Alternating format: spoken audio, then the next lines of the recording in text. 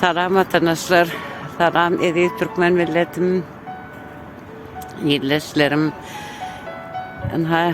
Yine bir täze ýyl bosagoda, yine buyuram siz belleýär, gıynan ýat elbetde.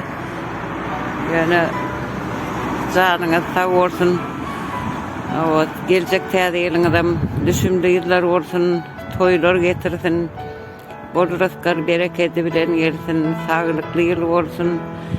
Gidip baryan 2021-nji ýylam ýany bilen ähli gamuşlaryňyzy, derdi belalarıňyzy, koronany, viruslary toplap özü bilen alyp gitsin.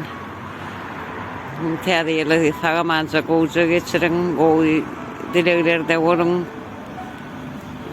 Pesimizme düşmäň, inşallah täze ýyllary netip bolsa täze Türkmenistanda bilece bellemek netip etsin hemmemde. İkinci ýyl bilen täze ýylyňyz bilen gutlaýan, täze ýyllar size jan saglyk dileýän, täze ýylda ähli ardy huýallaryňyz kabul bolsun, amal açsyn inşallah. 2021-nji ýylam ähli gamuşlaryňyzy, iň erbet günleňiňizi, hastalyklaryňyzy, derdi belalaryňyzy özü bilen alyp gitsin. Gelecek ýylda ähli ardy huýallaryňyz amal açsyn, gowy ýyllaryň biri bolsun hayatyňyzda.